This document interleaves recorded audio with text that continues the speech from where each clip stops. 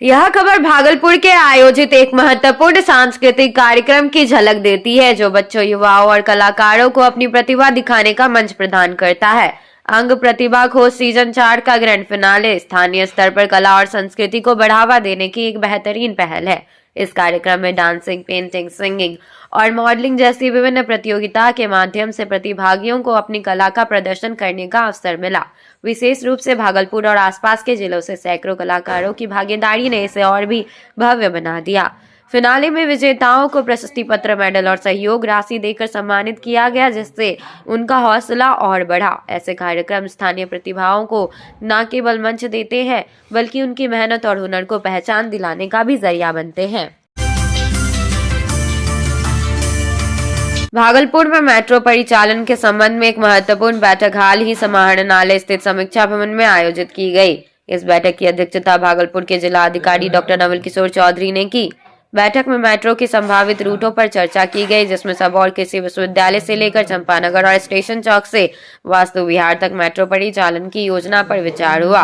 बैठक में भागलपुर नगर निगम की महापौर डॉक्टर वसुंधरा लाल, विधान पार्षद संजीव सिंह, नगर आयुक्त डॉक्टर प्रीति, उप महापौर डॉक्टर सलाउद्दीन हसन और नगर निगम के स्थायी समिति के सदस्य शामिल थे।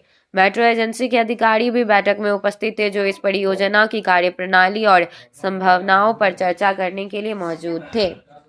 मेट्रो का जो प्राइमरी सर्वे था उसको लेकर के आप सभी अधिकारियों की एवं सभी जनप्रतिनिधियों की बैठक की गई थी और रूट कौन सा हमारा बेस्ट होगा उस पर चर्चा हुई है। कुछ जगहों पे स्टेशंस डिफिशिएंट दिखाए गए थे, जिसको कि हमने कहा कि कंप्लीट करने के लिए, और बहुत जल्द इस प्रारंभिक सर्वे के बाद इसको फाइनल किया जाएगा और फाइनल करके डिपार्टमेंट को रिपोर्ट सबमिट होगा।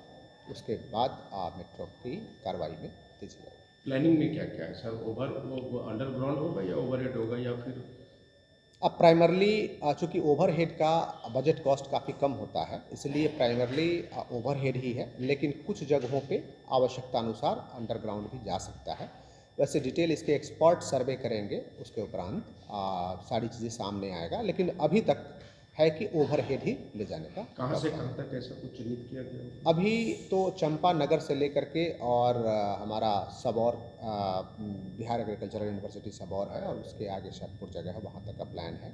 उसमें हमने ऐड कराया है कि चंपा नगर से आगे भी बाईपास तक उसको हम मेट्रो को पुल कर देते हैं, तो लोगों को शहर में इन करने में काफ़ी सुविधा होगी। लोग वहाँ वाहन पड़ाव रखेंगे और शहर में आराम से आएंगे, अपना काम करेंगे, फिर शाम को जाते वक्त वाहन में ले जाके अपना। प्लानिंग है कि बढ़ती हुई आबादी को ध्यान में रखते हुए प्लान? बिल्कुल, बढ़ती हुई आबादी को ध्यान में रखते हुए प्लान किया है। खास करके जो हमारा चंपा नगर का इलाका है वो काफ़ी कंजेस्टेड है, तो वहाँ से भी हम चाह रहे थे कि मेट्रो को पुल करके बाईपास के पास लाएं, ताकि हमारे पास स्पेस भी अवेलेबल हो और लोगों का कम्युनिकेशन और बेहतर हो सके।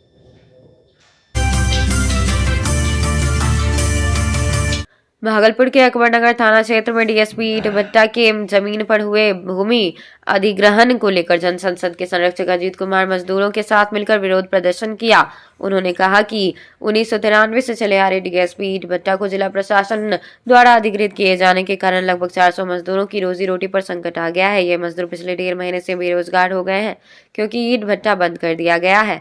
अजीत कुमार ने एक प्रेस कॉन्फ्रेंस में बताया कि इस अधिग्रहण का विरोध करते हुए मजदूरों ने यह निर्णय लिया कि वे किसी भी हाल में नहीं होने देंगे। उन्होंने जिला प्रशासन से अपील की कि अकबरनगर थाना के पास अन्य उपलब्ध जमीन पर अधिग्रहण करके थाना खोला जाएगा और मजदूरों के साथ अन्याय न किया जाए। अगर प्रशासन ने ऐसा किया तो उनका संगठन उग्र आंदोलन के लिए तैयार है। उन्होंने यह भी कहा कि यदि जिला प्रशासन मजदूरों की उनकी मजदूरी नहीं देगा तो वह इस मामले को और अधिक मजबूती से उठाएंगे। प्रदर्शन के दौरान मजदूरों के प्रतिनिधि उदय तांती, जीवन शाह, टिंकू कुमार और अन्य भी मौजूद थे। जनसंसद के संरक्षक अजीत कुमार ने कहा कि हम मजदूरों के हक की लड़ाई लड़ेंगे और किसी भी हाल में भूमि अधिग्रहण को नहीं होने देंगे।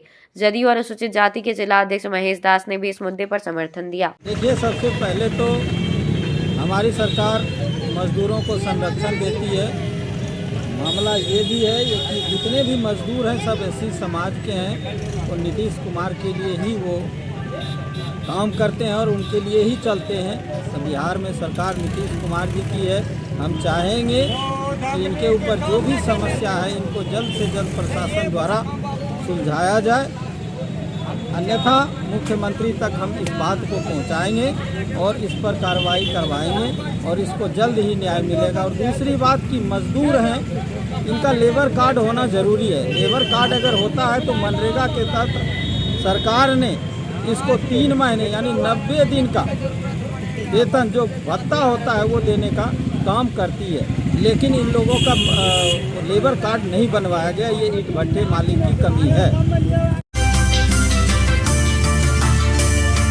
मध्य विद्यालय टडिया प्रखंड जगदीशपुर भागलपुर में आयोजित सुरक्षित शनिवार कार्यक्रम का और शिक्षक अभिभावक बैठक शिक्षा और सामुदायिक भागीदारी का बेहतरीन उदाहरण पेश करती है। इस कार्यक्रम में विशेष रूप से स्वास्थ्य जागरूकता पर ध्यान केंद्रित किया गया है, जिसमें निमोनिया, चेचक, आंख और त्वचा संक्रमण जैसी बीमारियों के खतरों और उनके बचाव के उपाय की चर्चा की गई।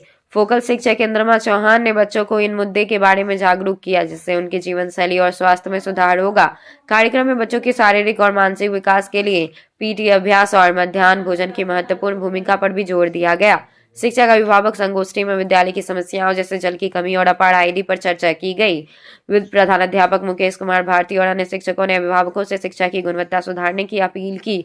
सीनी रुखसार ने प्रोजेक्ट बेस्ट लर्निंग कार्यक्रम के बारे में जानकारी दी, जो बच्चों के व्यवहारिक शिक्षा को बढ़ावा देने का प्रभावी तरीका है। इसके अतिरिक्त बाल संसद, मीना मंच, पीयर लर्निंग और इको एवं यूथ क्लब जैसे संगठनों में बैठक के बच्चों का विचार अपना साझा किया और विद्यालय के विकास के लिए सुझाव दिया। इस आयोजन के माध्यम से बच्चों में नेतृत्व क्षमता, जिम्मेदारी और सामूहिक कार्य का विकास हुआ, जो विद्यालय को नई ऊंचाइयों तक ले जाने में मदद करेगा।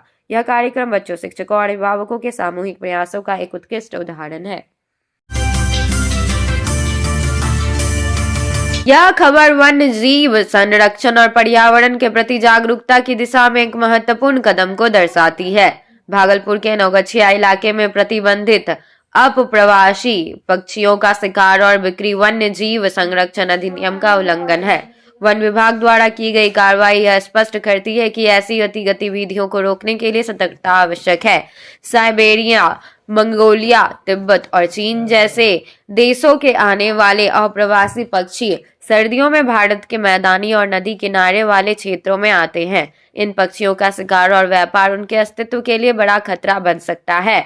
रेंजर ऑफिसर पृथ्वी नारायण सिंह द्वारा भवानीपुर थाना को दिए गए निर्देश इस बात पर जोर देते हैं कि इन क्षेत्रों में नियमित निगरानी और कड़ी कार्रवाई होनी चाहिए।